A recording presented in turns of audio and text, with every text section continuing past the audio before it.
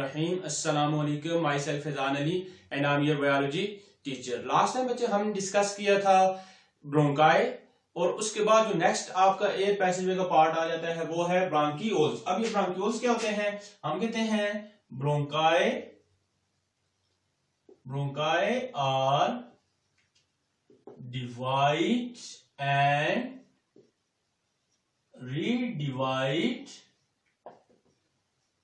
Into bronchioles. मतलब जो आपके पास ब्रोंकाई थे, मतलब ट्रेकी की डिवीजन थी, वो किस में डिवाइड हो जाते हैं? फर्दर वो उनकी डिवीजन जो डिवाइड कन्वर्ट हो जाती है किसमें? ब्रांकियोल्स में। अब अच्छा, अगर हम यहाँ पे एक रफ स्केच बना लीजिए, आपके पास फॉर एग्जांपल ट्रेकिया है, ट्रेकिया डिवाइड होगा किसमें? ब्रोंकाई में। ब्रोंकाई डिवाइड हो जाएंगे किसमें? ब्रांकियोल्स में। ये जो आपके पास सब पैसेज है ना एयर के, ये अगर आप देखें तो आपको नजर आ रहा होगा। देखिए, ये हमने कहा कि ये ट्रेकिया है, ये क्या है आपके पास? ट्रेकिया है। फिर हमने कहा कि ट्रेकिया की जो डिवीजन है इसको आप क्या कहते हैं?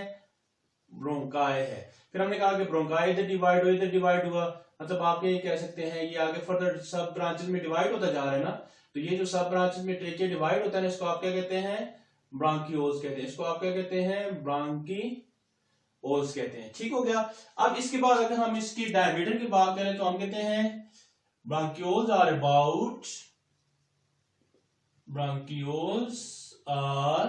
About less than 1 millimetre in diameter. इनका जो डायमीटर है वो 1 मिलीमीटर से क्या होता है? बहुत कम होता है। फिर अगर हम कंपोजिशन की बात करें तो हम कहते हैं it is composed of smooth muscles. मतलब ये नॉन कार्टिलेजिनस होते हैं, इनके अंदर कार्टिलेज नहीं होती, और ये किससे मिलकर बनते हैं? स्मूथ मसल से मिलकर बनते हैं। इसके बाद अच्छा हम कहते हैं कि इनका रोल क्या है? They divide air into small regions inside the lungs। मतलब ये हो गया कि ये लंग्स के अंदर उस एयर को क्या करते हैं? डिस्ट्रीब्यूट करते हैं, मतलब डिवाइड करते हैं। ये आगे हम डायग्राम में डिस्कस भी करेंगे। फिर इसके बाद अच्छा हम कहते हैं दे आल्सो कंटेन, इनके अंदर भी क्या होती है? Mucus secreting tissues. ठीक है, they also contain mucus secreting tissues. इसके अंदर भी क्या है? म्यूकस सिक्रेटिंग टिश्यूज है, जो क्या करते हैं? एयर को फिल्टर भी करते हैं, इसके अलावा मॉइस्ट भी करते हैं। ठीक हो गया। अब बच्चे जो लास्ट पार्ट है एयर पैसेजवे का वो आपके पास आ जाता है एल्वोलाई। एल्वोलस इसमें हम बोलते हैं, हम कहते हैं alveoli are air sacs are the main parts of air passageway. मतलब जो एयर पैसेजवे है, मतलब एयर का जो रूट है, उसके अंदर जो मोस्ट इंपॉर्टेंट पार्ट है या जो मेन पार्ट है जहां पर एयर गैस एक्सचेंज अगर होती है वो क्या है? एल्वोलाई है। फिर बच्चे हम कहते हैं bronchioles are open into alveoli. जो आपके पास ब्रांकियोला कहां पर ओपन होते हैं? एल्वोलाई के अंदर। फिर बच्चे हम कहते हैं alveoli are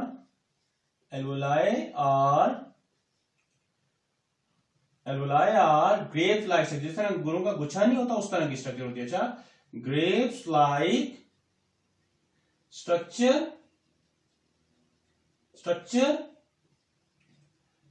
which are covered with blood capillaries. इसके ऊपर क्या होती हैं? ब्लड कैपिलरीज का एक नेटवर्क होता है। ये अभी हम इसको डायग्राम से भी डिस्कस करते हैं। फिर बच्चे हम कहते हैं इसके नंबर की बात करें तो हम कहते हैं there are about 700 millions alveoli. There are 700 millions alveoli are present in each lungs, मतलब एक लंग्स के अंदर कितने एल्वोलाई होते हैं, तकरीबन 700 मिलियन। फिर हम अगर एरिया की बात करें तो हम कहते हैं इट कैन सरफेस एरिया, इसका जो सरफेस एरिया बनता है, surface area about 70 to 90 metre, ठीक है। इनका जो सरफेस एरिया वो कितना बन जाता है, 70 to 90 मीटर। अब देखिए बच्चे, ये आपके पास जो हमने बनाई है ना डायग्राम, तो इसके अंदर ये जो, इसको आप कहते हैं इसको आप कहते हैं बच्चे, हम इसको नाम दे देते हैं ब्रांकियोल्स। ये क्या आपके पास ब्रांकियोल्स है। फिर इसके बाद ये जो सैक लाइक स्ट्रक्चर, इसको आप कहते हैं एल्वोलाई सैक, इसको आप क्या कहते हैं, एल्वोलाई सैक्स। इसके बाद इसके ऊपर क्या होता है, नेटवर्क ऑफ कैपिलरीज होता है। इसके बाद इसके ऊपर क्या होता है, नेटवर्क ऑफ कैपिलरीज होता है, जिसका रोल क्या है, मतलब चूंकि वन सेल थिक है तो इजीली डिफ्यूजन क्या हो जाती है, अकर हो जाती है। मतलब कैपिलरी से गैसेस जो हैं, कोई भी जो गैस है इजीली डिफ्यूज हो जाती है किसके अंदर, एल्वोलाई के अंदर, और एल्वोलाई से भी इजीली गैस डिफ्यूज हो जाती है किसके अंदर, ब्लड के अंदर। अब अच्छा, ये जो ब्रांच जिस पे ये एल्वोलाई लगा होता है, ये वो जो ब्रांच जिसके साथ एल्वोलाई अटैच होता है, इसको आप बोलते हैं एल्वुलर डक्ट। इसको आप क्या कहते हैं, एल्वुलर डक्ट बोलते हैं, ठीक है। डक्ट कहते हैं नाली को। तो अब बेसिकली जो हमने एयर इनहेल की उसको हमने कहां तक पहुंचा दिया है, लंग्स के अंदर। अब हम बात करते हैं लंग्स के। There are 2 lungs present in the chest or thoracic cavity। हमने कहा कि 2 लंग्स है जो कहां पर प्रेजेंट है, चेस्ट और थोरेसिक कैविटी के अंदर। फिर इसके बाद बच्चे हम कहते हैं lungs are spongy in nature. Spongy कहते हैं लचकदार, ठीक है। स्पॉन्जी इन नेचर, ये क्या होते हैं, स्पॉन्जी नेचर के होते हैं। क्यों, due to presence of large number of alveoli. Large number of alveoli की वजह से लंग्स क्या होते हैं, स्पोनी होते हैं। स्पोनी का मतलब क्या होता है, लचकदार, ठीक हो गया। अब इसके बाद बच्चे हम कहते हैं इसकी मेम्ब्रेन। हम कहते हैं कि मेम्ब्रेन को हम चले नाम पहले लिखते थे, हम कहते हैं प्लेयूरल मेम्ब्रेन, प्लेयूरल मेम्ब्रेन। अब प्लेयूरल मेम्ब्रेन की बात करें तो हम कहते हैं lungs are covered by double membrane. हम कहते हैं lungs are covered by double membrane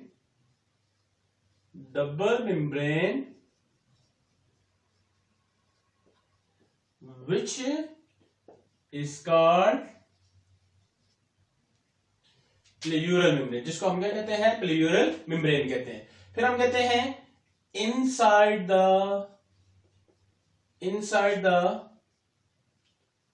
pleural membrane, inside the pleural membrane fluid is present। इसके अंदर क्या होता है, फ्लूइड प्रेजेंट होता है, present which reduce the friction, जो क्या करता है, रगड़ को, फ्रिक्शन को कम करता है। इसके बाद बच्चे अगर हम साइज की बात करें, अगर हम लंग्स के साइज की बात करें, साइज की अगर आप बात करें तो हमारा हम कहते हैं the right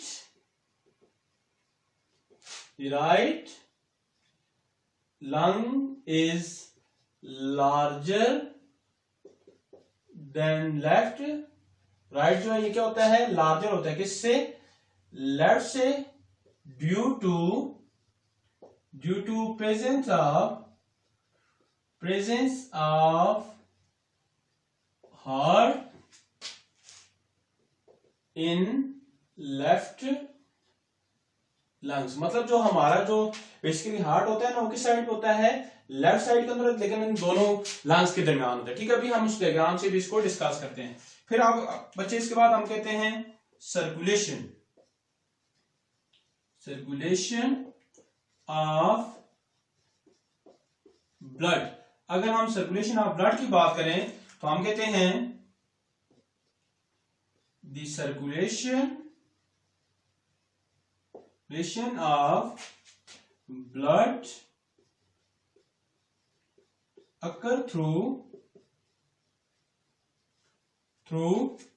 pulmonary artery and pulmonary vein. Pulmonary artery मतलब जो लेके आएंगे वो कौन लेके आएंगी? Pulmonary arteries and pulmonary veins, और लेके कौन जाएंगे वापस हार्ट की तरफ?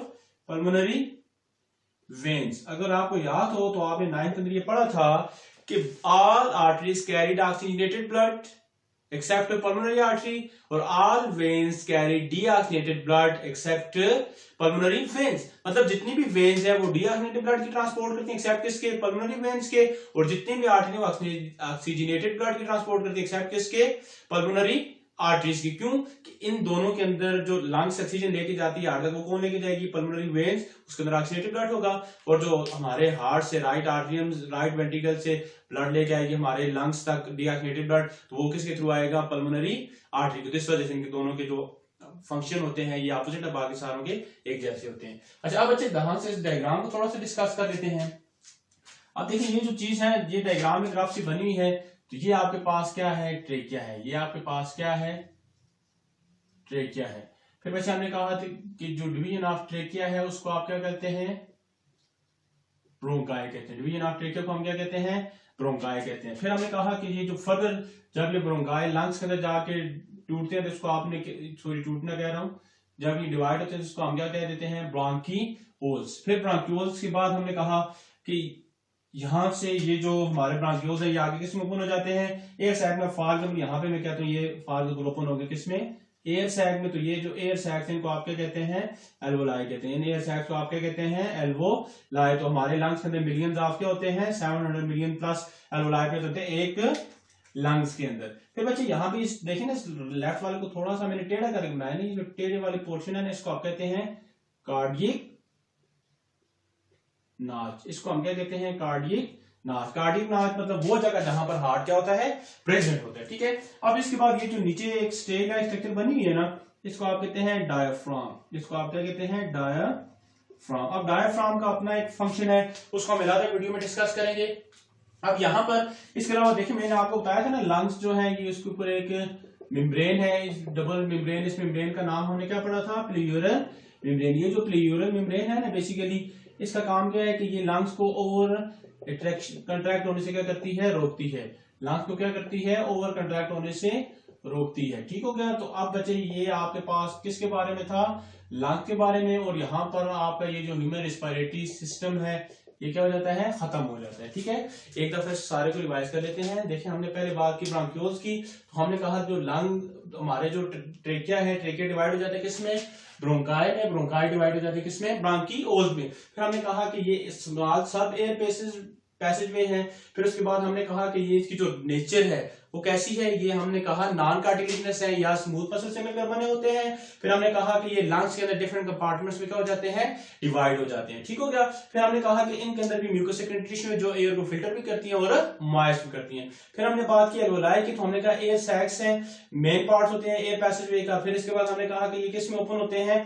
जो ब्रांकियोल्स है आगे जाके किस में ओपन होंगे? एल्वोलाई में। फिर एल्वोलाई बेसिकली क्या है? ग्रेप लाइक स्ट्रक्चर है, और इनके ऊपर क्या होता है? Network of blood capillaries present होता है जो कि एक्सचेंज ऑफ गैसेज में हेल्प करते हैं। फिर इसके अलावा हमने कहा कि there are about how many alveoli are present in each lung? 700 million alveoli are present. फिर हमने कहा कि अगर हम सरफेस एरिया की बात करें तो ये कितना होता है?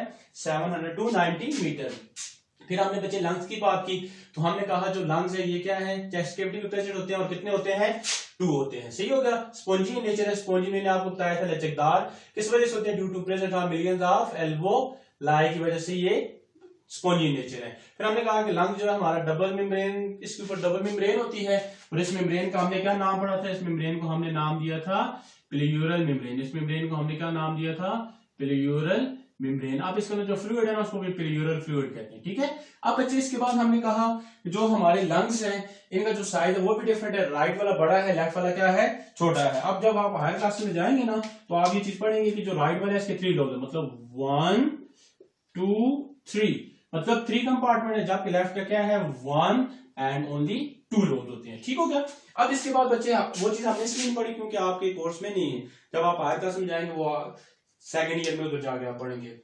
फिर हमने कहा ब्लड सर्कुलेशन, हमने कहा जो ब्लड आ रहा है वो किसके थ्रू आ रहा है, पल्मोनरी आर्टरी के थ्रू, और कौन सा ब्लड आता है, डीऑक्सीजनेटेड, और जो ब्लड वापस जाता है किसके थ्रू जाता है, पल्मोनरी वेन्स के थ्रू जाता है, और कौन सा ब्लड जाता है, ऑक्सीजनेटेड। अब बच्चे यहाँ तक अगर आपको ह्यूमन रेस्पिरेटरी सिस्टम से रिलेटेड कोई भी क्वेश्चन हो, कोई भी प्रॉब्लम हो, तो आप हमसे पूछ सकते हैं। तब तक के लिए अल्लाह हाफिज। आप इस तरह के बोर्ड की स्क्रीनशॉट भी ले लें ताकि इससे आपको फायदा हो जाए और आप इसको नोट भी कर सकें।